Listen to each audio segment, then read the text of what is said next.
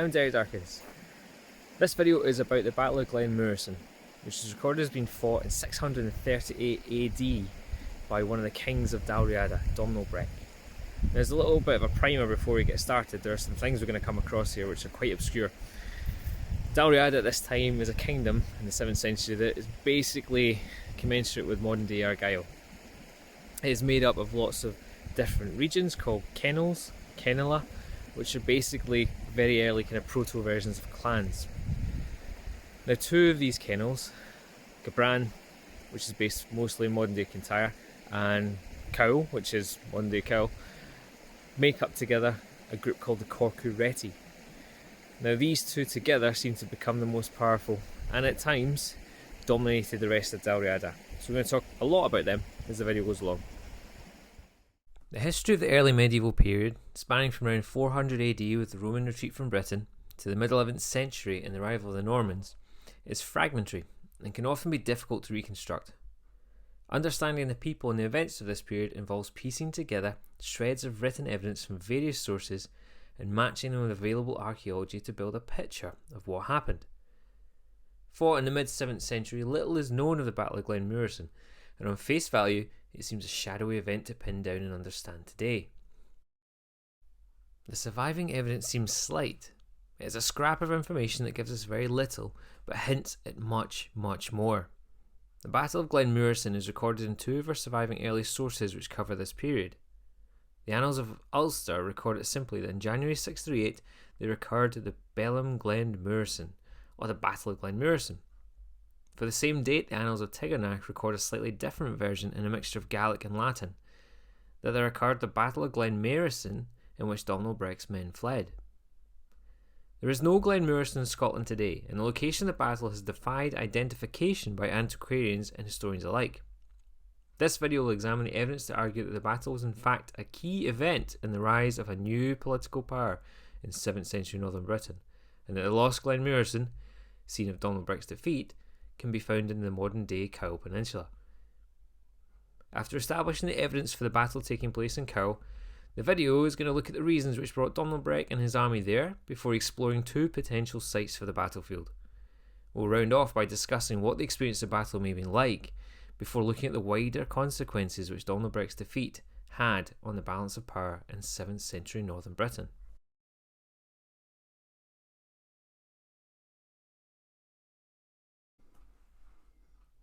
Domnall Brecc was a king of Dalriada in the mid 7th century.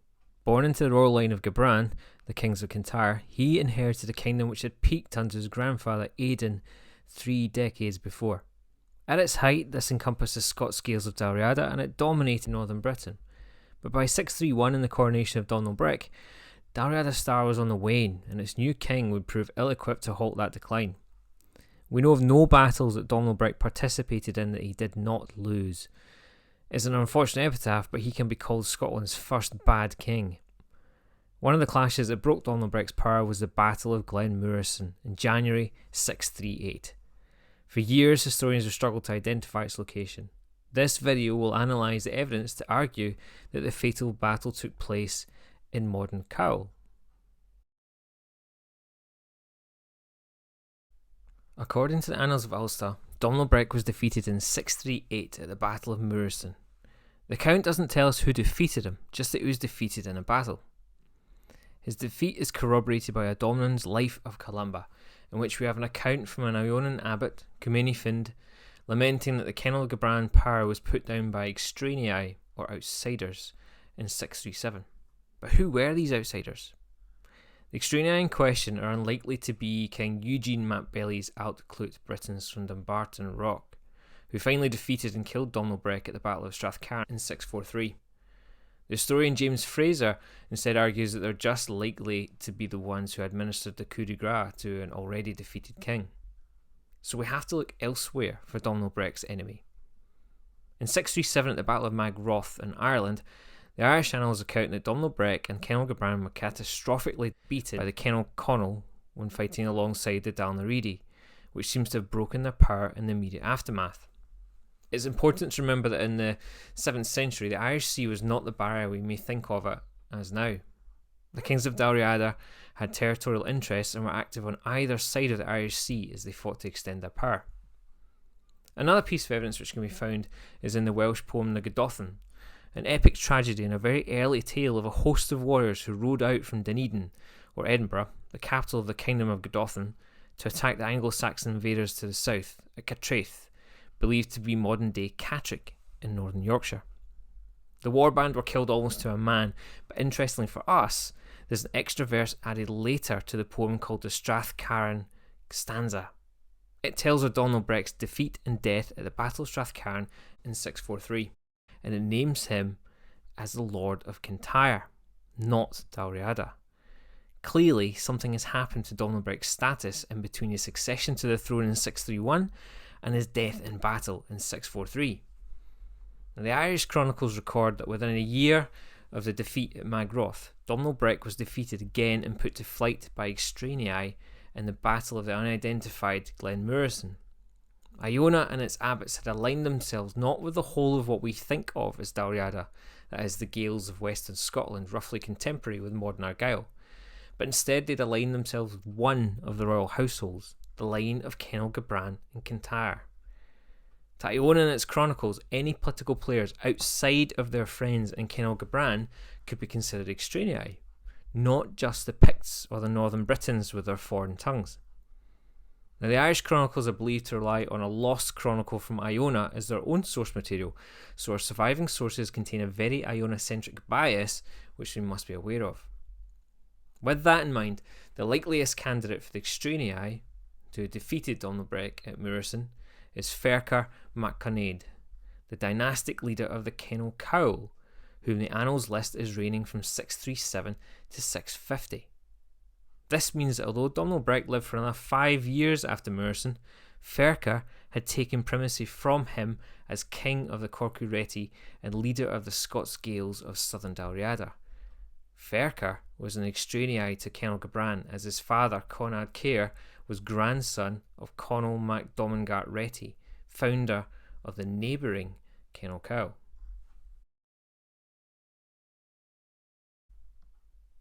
The timing of the Battle of Glen Mureson is unusual. The annals of Tigernach and of Ulster both record that it took place in January 638. This is well out of the normal campaigning season and a difficult time of year to supply any army on the move. This too points to a close target for Domnall Brecc to strike. He wouldn't want to ride far. Cowal would have been an opportune, accessible and obvious target for a force riding out from neighbouring Kintyre. Therefore, the evidence in the surviving sources identifying Kenal Cowal as a usurping dynastic rival who produced a king to replace Domnall Brecc on the throne of Corcuraeti matches with the circumstantial evidence of the unusual timing of the battle and the campaign that must have led up to it. Although not explicitly named by the entry for the battle in the Irish chronicles, arguably Kenal Cowal are identified by the surrounding information as the most likely enemy for Domnall Brecc to have faced on the battlefield in January 638. Although defeated at Glen Mureson, Domnall Brecc survived to lead the Conall Gabran army into battle again in 643. As we also have no surviving record of him being taken prisoner or sent into exile after his defeat at Glen Mureson, the evidence points to the battle being fought as a result of Domnall Brecc leading an invasion into the lands of Kenal Cowal in an attempt to regain his throne and power over the Corcuraeti. When he was defeated, he must have been able to retreat back to the safety of his own lands and stronghold in Kintyre. Subsequently, we come to the logical conclusion that Glen Mureson is to be found somewhere in modern-day Cowal.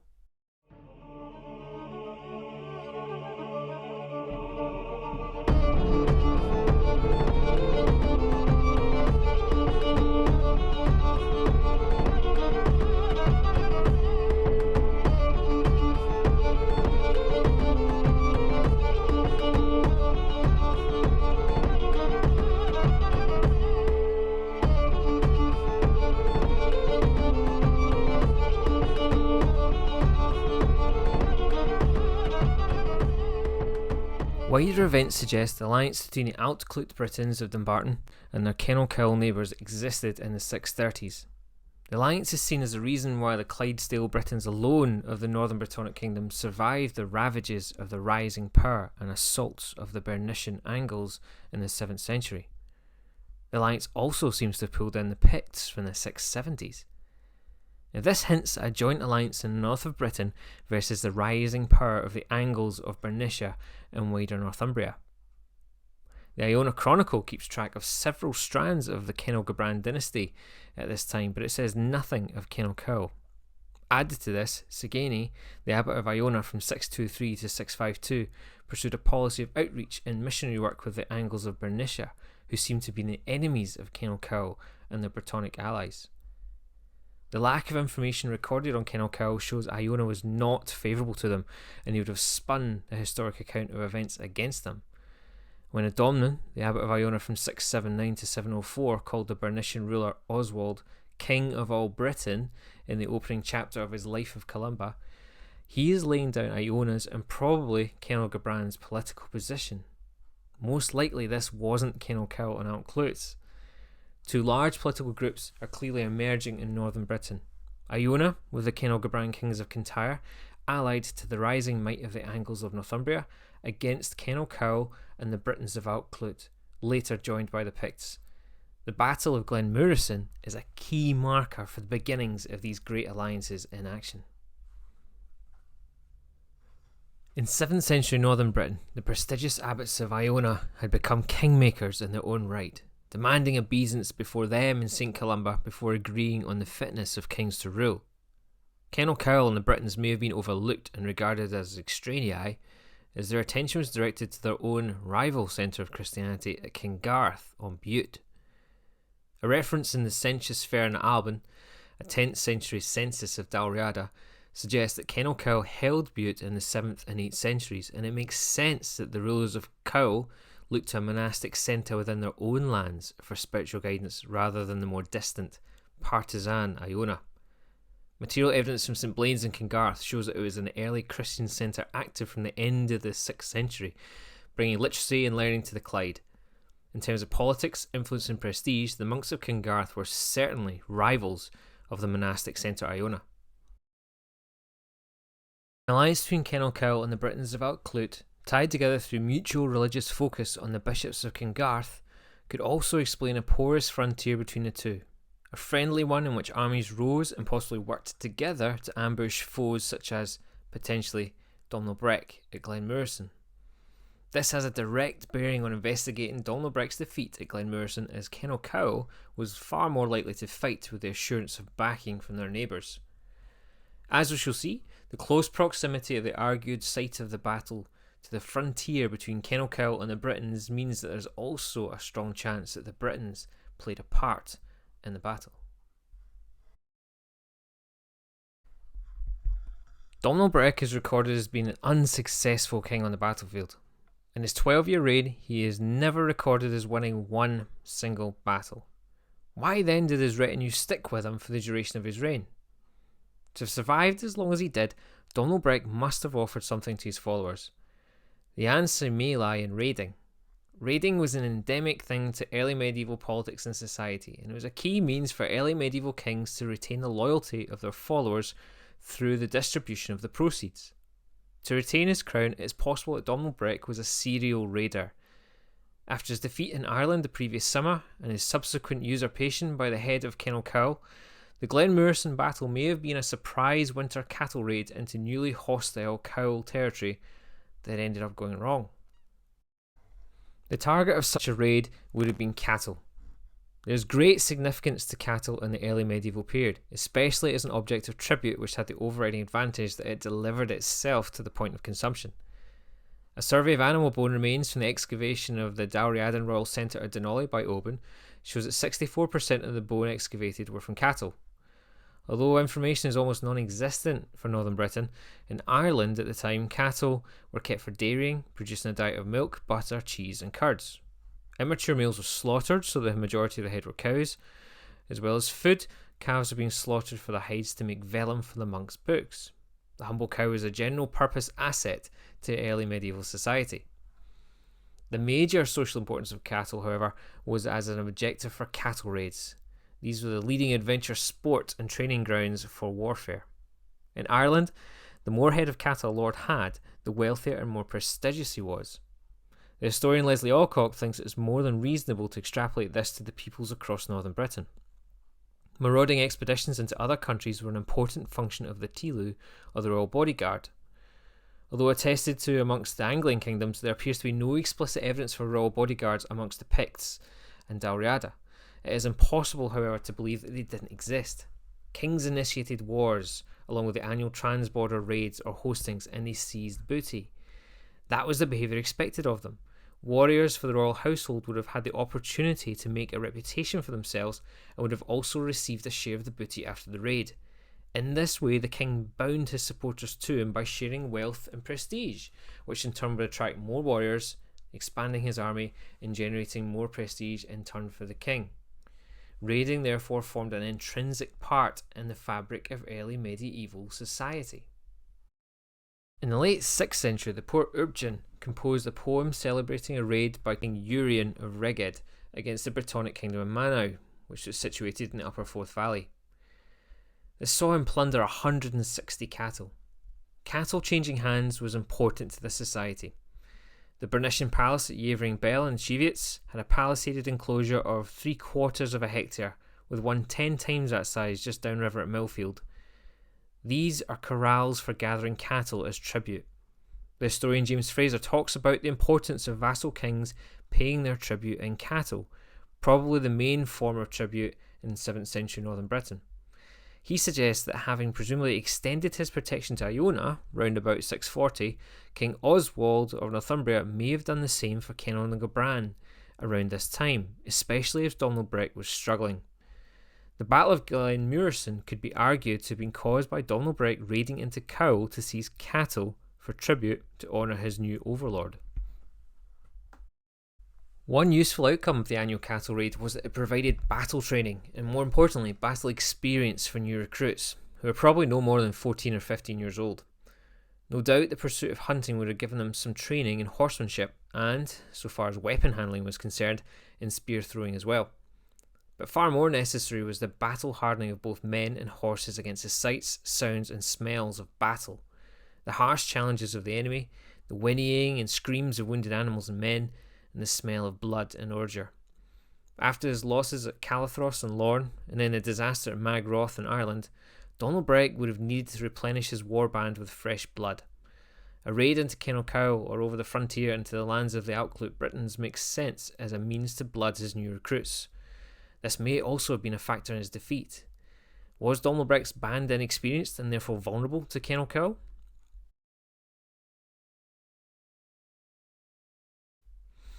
Domnall Brecc is remembered by the chronicles of history as losing every battle in which he led, to the serious detriment of the fortunes of his kingdom. If this alone was all he achieved, then surely Domnall Brecc's supporters would have fallen away and removed him long before his reign eventually came to an end in 643.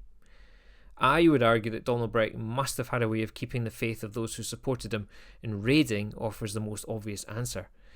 If Domnall Brecc had led regular raids throughout his reign, he would presumably have gathered the resources necessary to dish out the treasure necessary to keep the loyalty of his nobles and warriors of the royal household. So as it can be seen, the reasons for raiding being the cause of the Battle of Glen Mureson are numerous and persuasive, but what else could have been the cause behind the battle? Domnall Brecc may have been raiding to seize noble or royal captives. Hostage taking had important implications for a king's prestige and for his ability to control or at least influence relations with his neighbours. As for prestige, the Irish laws asserted that he is not a king who does not have hostages in fetters. The Picts followed this custom too, with accounts of their over-king, Angus, taking 2 of his rival Selbach's sons and putting them into shackles. With its fertile valleys, it is more than likely that noble members or even princes of the Cowal lived in the Nether Cowal region rather than solely at the royal seat of King Garth on Bute, and these men may have been the target for Domnall Brecc's raid in January 638. Hostage taking was a powerful means of ensuring the payment of tribute from neighbours, either reluctant to acknowledge overlordship or rebellious against it. Not towing the line would prove costly for the hostages and their kin, as the historian Fergus Kelly records that in Ireland, if the authority of the Overking was flouted, the hostages were forfeit, and they might be killed, blinded or ransomed. The taking of hostages might also be a means of guaranteeing the neutrality of one neighbour as a prelude to a major campaign against another. The historian Bede recorded that the Northumbrian king Edgefrith raided Ireland in 684 and returned with prisoners.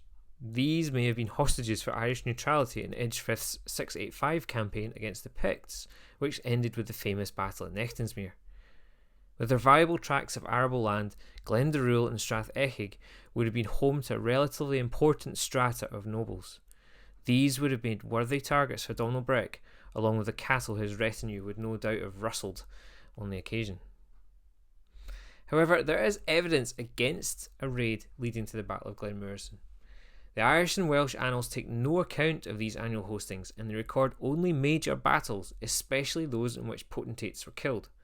Therefore, either the Battle of Glen Mureson was a hosting that went wrong and Domnall Brecc was caught, resulting in a battle, or Domnall Brecc was up to something else. Otherwise, the raid would never have appeared in our chronicles. Right in the early 8th century, the historian Bede records several examples of the Anglian kings of Northumbria and their various enemies making war to lay waste to enemy lands. However, he can't be fully relied upon due to a lack of corroborating evidence. The aim of such invasions seems to have been to kill an enemy king and lay waste to land and communities. The victims described seem to bounce back quickly, however. Domnall Brecc may have ridden against Cowal to hamstring his dynastic rivals by destroying their settlements and lands. In the depths of winter there would be no crops to destroy, although if his men could have located grain stores, then their destruction could be seen to have caused starvation and ruin across Cowal. Current archaeological evidence doesn't attest to any significant early medieval population centres within Cowal and Bute other than at Kingarth, which would have acted as a target. The outcome of this strategy doesn't seem to offer much value for Domnall Brecc when weighed against the cost and difficulty of mounting a winter campaign, suggesting that this is less likely to be a cause for the battle. According to the dates in the Dalriadan king lists, Domnall Brecc had been deposed as the king of the Corcuraeti by Ferchar of Cowal in 637, in the aftermath of Domnall Brecc's catastrophic defeat at the Battle of Magroth in Ireland. The loss of prestige, together with the men he lost on the battlefield, must have seriously weakened Domnall Brecc's position, to the extent that his dynastic rival in Cowal made his move and seized power. The Battle of Glen Mureson can be explained as Domnall Brecc rallying his forces and riding out to force the issue, and win back his power over the Corcuraeti with only a few months of his return from Ireland. Under these circumstances, it makes sense that the Battle of Glen Mureson took place in Cowal, and that it is there that we must look for the battlefield. Had Domnall Brecc's defeat at Mureson taken place within his own heartlands of Kintyre, at the hands of an invading host from Cowal bent on not only seizing control of the Corcuraeti but also in removing their dynastic rival, then it is tempting to think that Domnall Brecc's defeat would have left him with few places to retreat to, and would likely have resulted in his death. As he lived on to fight another day, circumstances point to him being able to withdraw back to his own lands from the battlefield, therefore leaving Cowal as the preferred location for the battle. There is precedent for a battle of control between the kings of Cowal and Kintyre for dominance over the Corcuraeti.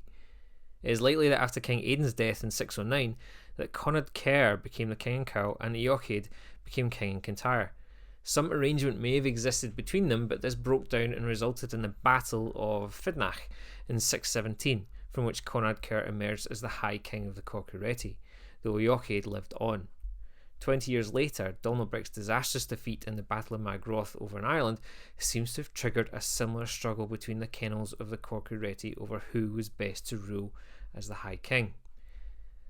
The Battle of Glen Mureson can arguably then be best explained not as a raid, but as a bid by Domnall Brecc to resolve a dynastic struggle within the Corcuraeti, using military might in an attempt to restore his position as king and put down his usurper in Cowal.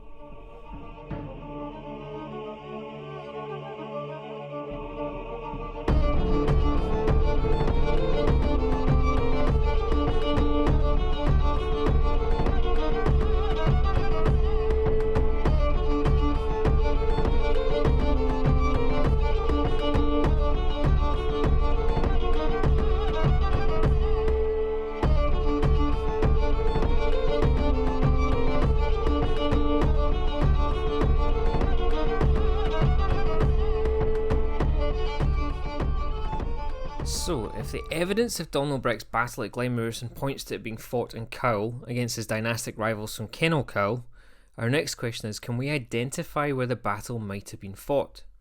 There is no current day valley named Glen Mureson. Modern historians such as Tim Clarkson say Glen Mureson defies identification, but in this video I put forward the argument that there are two possible locations for Glen Mureson and Cowal. As language evolves, so place names change through common usage over time, sometimes becoming unrecognisable as they pass from one language to another. A nearby example of this is Dumbarton, which in the 7th century would be known to Domnall Brecc and his contemporaries as cloaked. As the language of the people of the area changed, so did the name, hence cloaked became Dumbarton and ultimately Dumbarton. Another source of confusion stems from the writing down of Gaelic place names. When English-speaking cartographers came to map the Highlands, they penciled in the Gaelic names to the land as the locals told them. Gaelic, however, was always an oral tongue and not a written language, therefore there was no universally agreed spellings for many words. As they were transcribed and reshaped by the English tongue, place names changed as they crossed from the oral record of the community to the written record of the cartographer. It is through this lens that we must peer and search for Glen Mureson. In his search for the battle site, the great Victorian historian William Skene suggested that in the winter of 638, Domnall Brecc was fighting at the Mureson Water, a stream of the River Almond in West Lothian. Local legend places a battle there amongst 4 ancient burial mounds. He took this and linked the battle to the Dalriadans trying to defend their interests by fighting to delay the Anglian territorial expansion, an east versus west situation, pitting the Dalriadans and the Britons against the Angles and the Picts. Modern scholarship has disproved this view, establishing Domnall Brecc as an ally of the Anglian kings, not an enemy. Up-to-date historical analysis means Mureson Water and Lothian must therefore be ruled out when searching for the battlefield. In Cowal, onomastically, Glen Mureson seems at face value to offer the closest name fit for Glen Mureson. Taken in winter, this footage gives an idea of what Glen Mureson may have been like for Domnall Brecc's men in January 638. But what would have brought Domnall Brecc's army down here? The Gaelic place names of Nether Cowal are replete with references to horses. And the wide valley which Glen Mureson opens onto at its eastern end is called Strath Echig, or the Valley of the Horse River. Nearby is Inverchapel, translating as the mouth of the River of the Horses. It's possible that Domnall Brecc raided through Glen Mureson to steal horses, a valuable asset in early medieval society.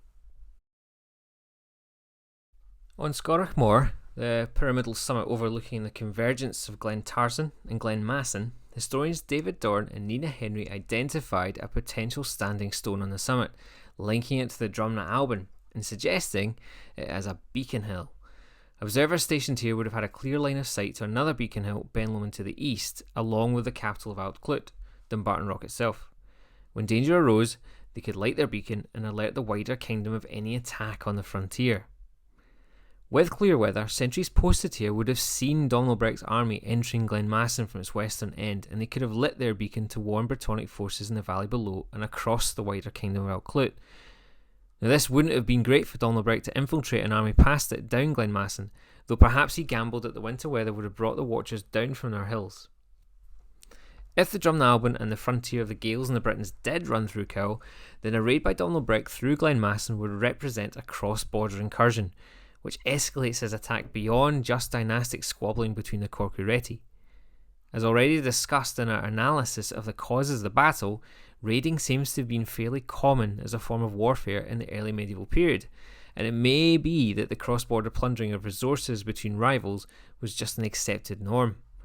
Additionally, if the allied power blocks of northern Britain existed as James Fraser suggests, then Domnall Brecc's attack in the west against Cowal, the Outcloaked Britons, or both, would have supported the Anglian invasion of Godolphin in the east, which was going on at this time.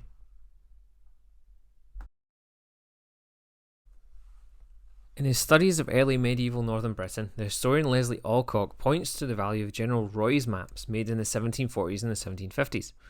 Coloured to indicate areas of cultivation or pasture, these provide a record of what land use was like before it was improved in the years since. This gives historians a window into what land use may have been like in northern Britain decades and even centuries before General Roy's survey. Studying these maps for Nether Cowal, we can see that Glendaruel, Ardine, The Dunoon Sandbank Apron and Strathegig are all shown as under cultivation, but none of Glen Mureson is. If the battle was fought in Glen Mureson, this detail implies that Domnall Brecc's army were using it as a routeway rather than plundering it for its resources. General Roy's map also shows Glen Mureson funneling up into a bewildering array of corries and glens. It looks easy for an army to get lost in, but not to provide an obvious entry or egress from a raid on Nether Cowal. It does have clear spaces on which a battle could have been fought, however, had they been in there. If the battlefield site is to be located in Glen Mureson, then it would seem to represent a cross-border attack, of Domnall Brecc attempting to sneak in to Brythonic lands through the mazy glens of central Cowal and giving battle in order to disrupt the alliance of Cynal Cowal with the cloaked Britons, to divert them from their expansion of his Anglian allies in the east. Alternatively, Domnall Brecc may have led a host raiding into the fertile lands of Nether Cowal to seize horses and cattle, and he was caught and brought to bear in a battle on his way to escaping out into the hills. In either scenario, if the Domnall Alban, the frontier between Cowal and Cloaked, ran through Cowal, then Glen Mureson is in Brythonic land, and a battle here would have been fought against the cloaked Britons rather than the Gaels of Cynal Cowal. As historian James Fraser argues, in aftermath of his losses from the catastrophic Battle of Magroth in Ireland the previous summer, it is unlikely that Domnall Brecc would have risked such an attack against an enemy as powerful as Cloaked at this time.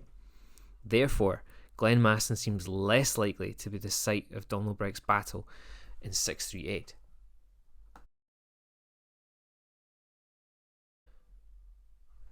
A second possible location for the battle in Cowal can be found in one of the oldest surviving maps of Cowal. Near Glen Branta, as shown on plate 14 of Pont's map, drawn in the 1580s, lies Glen Mureson. Onomastically, Mureson is not too far removed from Mureson, and it's not beyond doubt to argue that the 900 years between Irish chroniclers and Pont's mapmakers may have seen the name evolve over time. Analysis of the modern map shows that Glen Mureson's name was lost over time, being replaced at some point in the last 400 years by Strathnan Lub, now on the route for the Cowal Way. Strathnan Lub is the Gaelic for the wide valley of the Curve, which it is. The Strathnan Lub offers one of 4 ways into Nether Cowal for a force riding in from Kintyre via Stracar. It is possible that the territorial border at the edge of Dalriadan lands, the Domnall Alban, ran through Cowal, marking the frontier between the Cynal Cowal and the lands of the cloaked Britons. If Domnall Brecc was seeking to avoid provoking direct conflict with the Britons, then his routes into Cowal were reduced to 2 main options, of which Glen Mureson was one. The route passes right in front of a hill called Sroncriche, or the nose of the boundary. Had Domnall Brecc taken this route, he might have been riding into Cowal just inside the Dalriadan frontier with the lands of the cloaked Britons. I'm following the Cowal Way as I'm exploring into Strathnan Lub here. This is a great track that's been laid across the Cowal Peninsula from the west of it, Portavadie Way, Lochfine side, out as far east now I think as the western shores of Loch Lomond, just below the Slough Dam. That utilises a lot of kind of forestry Christian tracks and to some extent some of the old drover paths as well. It's built on what would have been the ancient routeways across the peninsula. But now you can see where we come away from the main roads and arteries of modern Cowal, just how quiet it is. Look around. Just me. The landscape here is stunning. Obviously there's danger of a good bit of Scottish weather coming, but it's wonderful. Especially this year of all years to actually get out. Strathnan Lub. It's the wide valley of the gentle curve. You can see the modern trail that's been cut into the hillside in front. The valley itself follows the winding bend of the main stream through this valley. You can see before the forestry plantation took over the land here, it would have presented a wide open and fairly level space for a battle to take place. And you can see there's some good Scottish weather closing in on us today. And this is allegedly the height of a Scottish summer. I can imagine what it would have been like for Domnall Brecc coming through here near the Calends of January. Potentially there would have been snow, at the very least it would have been wet, bitingly cold, windy, driving icy rain into the face of his men. hands would have been numb, weapons would have felt heavy, and then to meet an enemy army on their path. I mean, quite a grim battle. So of the two places, Strathdunlub is my preferred option for the Battle of Glen Mureson to have taken place. And why is that? In the early medieval period, it seems that Cowal was split longitudinally from north to south amongst two different kingdoms. The evidence of place names dotted down the ridge line just to the west of Loch Eck, then cutting northeast out towards Loch Wellhead, include a lot of the word, or the Gaelic word, Hiche, which means boundary. There's also a hill called Leacan and Goyle, which means the summit of the foreigners. Now to the east of this boundary, you can still find place names. For instance, Pole Farm in Loch Wellhead, or Gaeleta, or between Ardentiny and Strone. These have Old Welsh Brittonic roots. It suggests, and this theory is supported by the late Elizabeth Rennie, David Doran, academics such as Tim Clarkson and James Fraser, these place names represent that part of Cowal at one point being part of the kingdom of Alclute, or Dumbarton Rock, the kingdom of Strathclyde that later became after the Vikings sacked it. Now, if the eastern part of Cowal represents Brittonic territory owned by the king of Alclute, then for Domnall Brecc to come down east of that line represents another invasion of a different kingdom. Is that a fight he wants to pick? If his fight is indeed with Kenal Cowal, then it makes sense he stays within Kenal Cowal territory and Kenal Cowal lands. And to come south through Cowal on a raiding mission, or to attack, to crush a dynastic foe, then it makes sense he comes down through Strathdunlub, through here, rather than the other option, Glen Mureson. The Strathdunlub on Pont's map from the 16th century was called Glen Mureson, and that's why I argue that Glen Mureson could over time have transfigured to Glen Mureson, as noted in the 7th century record of Domnall Brecc's battle. Now I've just reached the proper kind of valley floor of the Strath, and you can see if I pan around, it's how flat it is.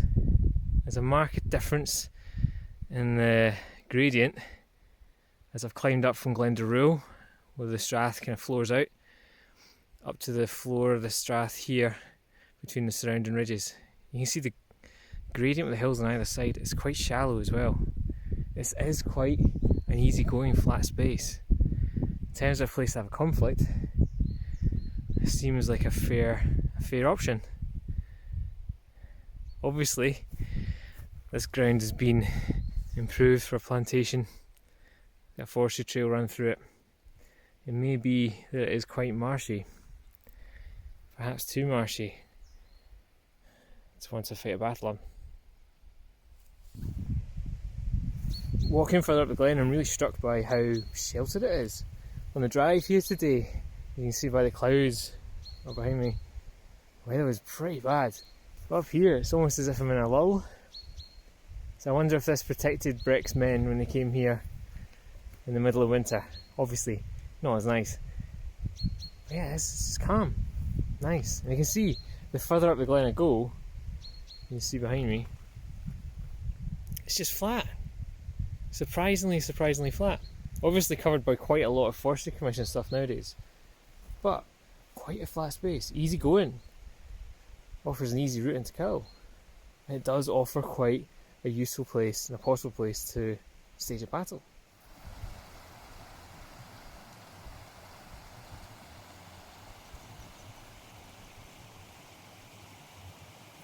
So here I am, right in the middle of Strathdunlub. Over there, with that ridgeline up there, is Cowal Glen. This is the head of Glen Dalriada that we started this walk at. Behind me, up here, is Glen Branter. That's where this valley eventually comes out. which leads down into Shakur and then onto the shores of Loch Fyne, which would have been on the boundaries of Domnall Brecc's Kintyre territory in the 7th century. Behind me, on this misty hillside up here, is Bealach nan Sac. Bealach is pass in Gaelic. So that means we've got a pass here between Strathnan Lub and the next valley over this ridgeway. Now that next valley, interestingly, is Grachra Glen, which leads down into the head of Glen Mureson. So, centuries ago, the drovers used to take their cattle across into that glen and round the north side of Benmore through the gap called Bernus, and then they would swim them across Loch Hick on their way out eventually to the cattle markets towards Glasgow. So this shows that we're in the heart, really, of ancient trackways that would have crisscrossed across Cowal. This is a crossroads, if anything. And you also see, hopefully, round about me in the terrain, just behind me, it's really flat. For quite some distance behind me, and from where I've come, back this way, the gradient is very, very slight. So in terms of a trackway or a routeway that penetrates quite deep into Cowal, this is perfect. It's an excellent way in. As I said earlier on, it's sheltered. I've not been exposed to the weather at all really today. So yeah, it seems like it potentially is the way that Domnall Brecc came in. So Strathnan Lub is Glen Mureson. How did that come about? Pont drew his map of Cowal in the late 16th century, in the 1580s into the 1590s. At that time, Gaelic is by no means a written language with a standard spelling. It's more an oral tongue. So what happens is that a lot of the spellings that we see on maps of Gaelic place names at this period will change and the spelling morphs over time. So we come down to the modern era, something that's written on Pont's map in the 16th century may be spelt quite differently. It may even be renamed, in fact, between then and now, as happened with this place.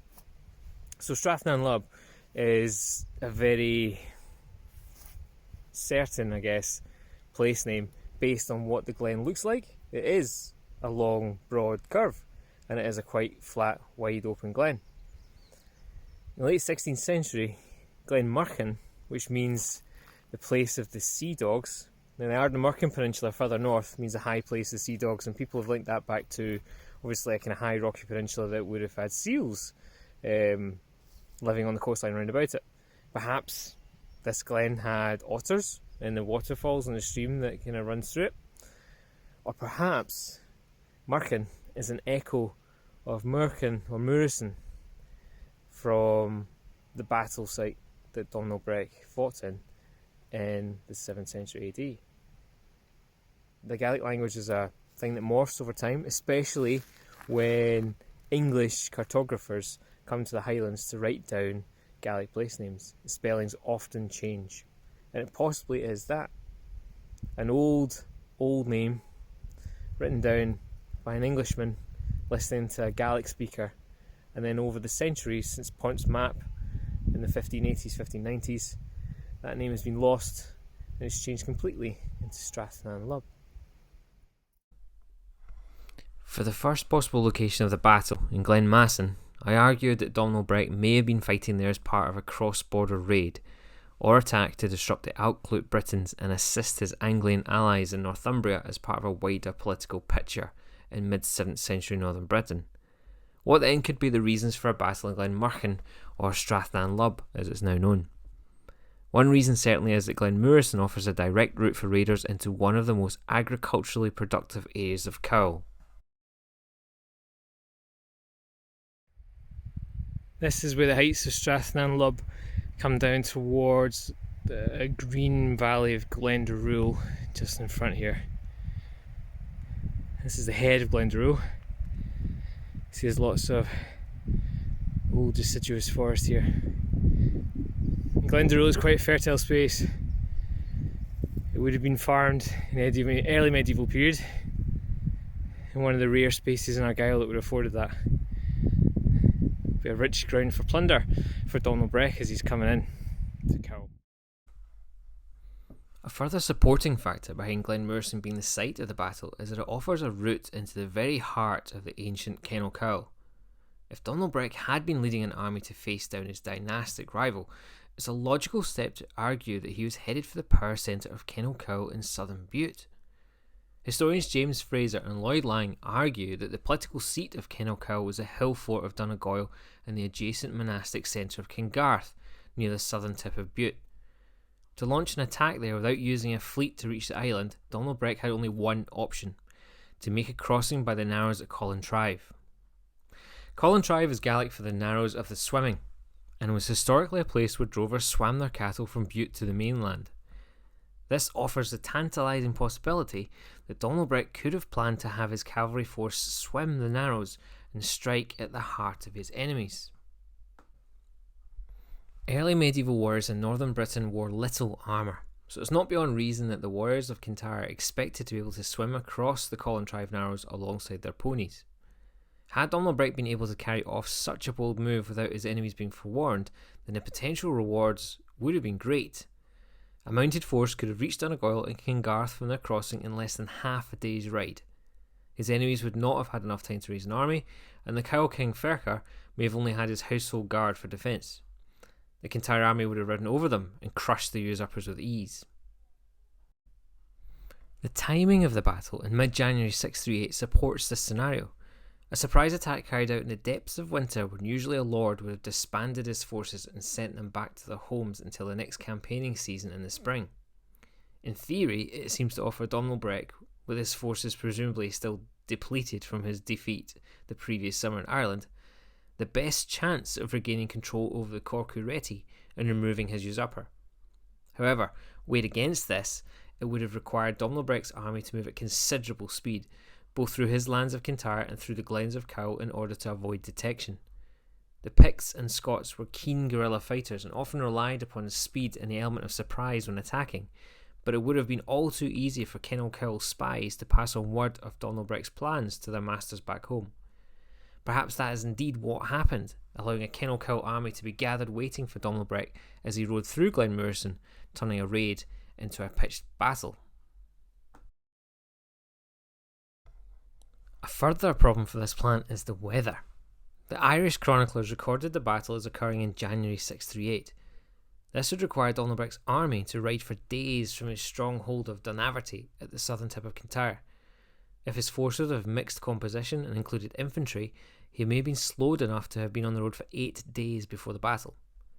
Early Scots soldiers were each required to carry a bag of oatmeal for the provisions on campaign, which they fried in fat or animal blood before eating.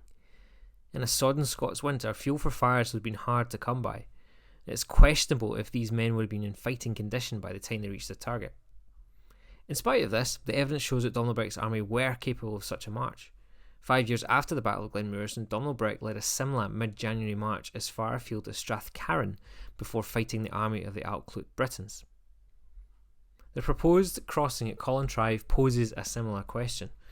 In January, the waters would have been bone-numbingly cold for men and horses. Perhaps worse still would have been the following ride in sodden wet clothes in the teeth of a biting icy wind. Perhaps Domnall Brecc planned for his men to dry off in the warm halls of his enemy, though, once he'd ridden in and captured Donegal. Admittedly, such a plan has many problems. However, Domnall Brecc's record of poor choices and ill-advised schemes throughout his reign implies that it is not impossible that an intercepted attack on the royal seat of Cowal was the cause of the Battle of Glen Mureson. As a route through South Cowal and a location offering an appropriate field of battle away from Cowal's precious agricultural and pastoral land, Glen Mureson offers a strong candidate for being the lost Glen Mureson recorded more than a millennia ago.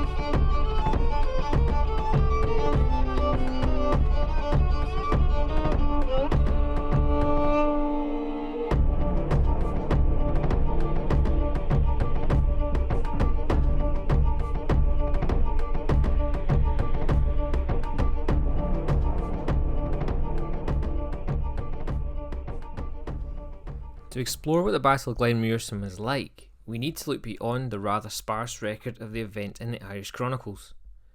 It is often only the death of potentates that merit a mention in early medieval records of battles, so it's not unusual that we aren't given much detail for Mureson.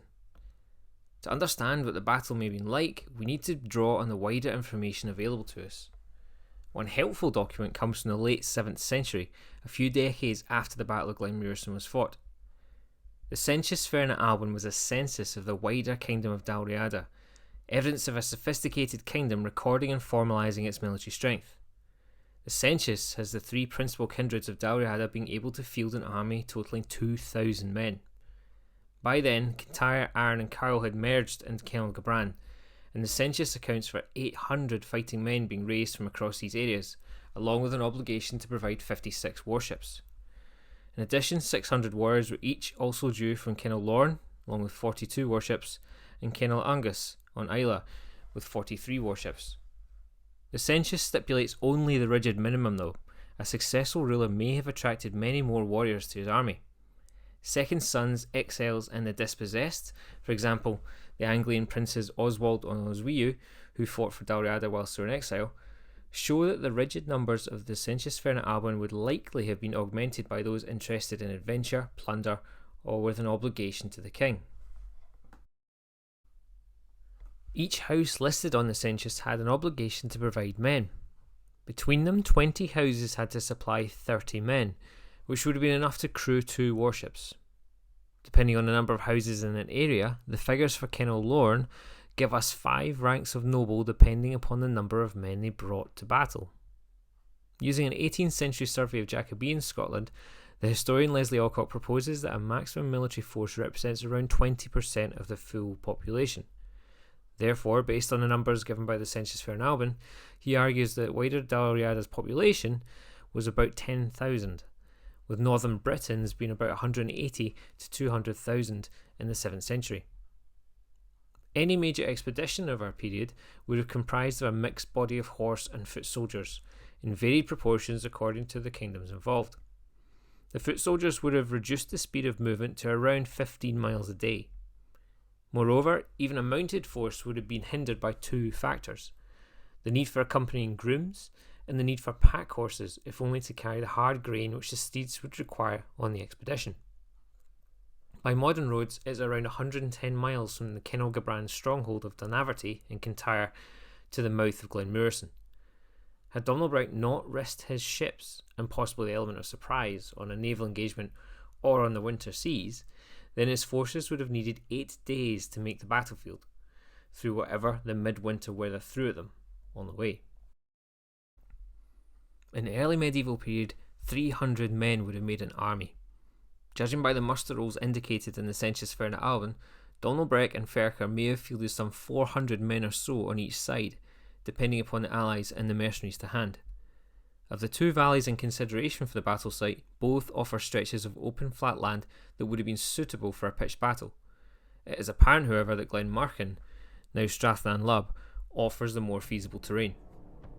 In the biting January weather, the fighting would have been brutal. Accounts of early medieval battles, such as the Godolphin poem, show that casualties for the losing side could be horrendous. Nobles and even kings could be expected to be in the thick of the fighting, as shown by the Battle of Fid Ewan in 631, in which Domnall Brecc's predecessor, King Conrad Kerr, fell in the fighting along with 2 unnamed princes of the Kenal Gabran. At the Battle of Mureson, it is likely that both Domnall Brecc and his likely rival Ferchar fought on the field, and that both survived.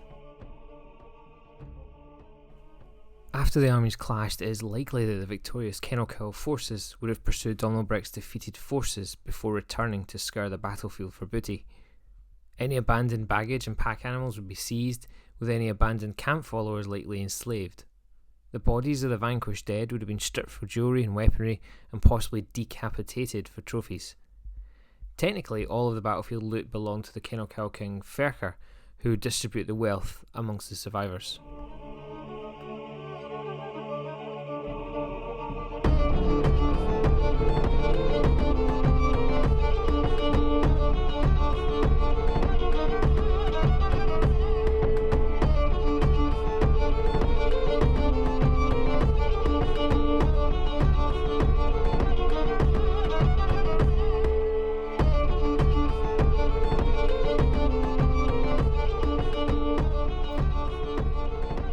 In summary, the evidence points to the Battle of Glen Mureson being fought within Cowal between the Cennel Gabran forces of Domnall Brecc and those of his dynastic rival Ferchar and his Cennel Cowal army. The timing of the battle is unusual and out of season, although not unique for Domnall Brecc, as he would fight his next and final battle in winter again in December of 643. Although the battle could be a hosting or a cattle raid that was intercepted, it is more likely that Domnall Brecc had attacked to reassert his authority over his dynastic rival Ferchar, striking in the winter in an attempt to catch his enemies off guard. Against the backdrop of the wider political events unfolding across northern Britain at the time, it is more than likely that Domnall Brecc's attack was intended to unbalance the Cennel Cowal cloaked Britain alliance. This could either have been to divert their attention away from resisting Anglian expansion in the east, or it could have been a bid by Domnall Brecc to boost his bargaining power within the wider Iona, Kintyre and Anglian alliance. As a consequence of his defeat at Glen Mureson, Domnall Brecc would have been forced to accept the dominance of Ferchar and Cennel Cowal as the king of the Corcu Reti.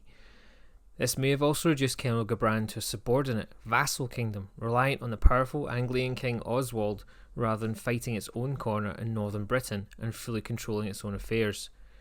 This would have been a remarkable decline in status for the Cennel Gabran after the heady days of Aidan Mac Gabran's rule at the turn of the 7th century.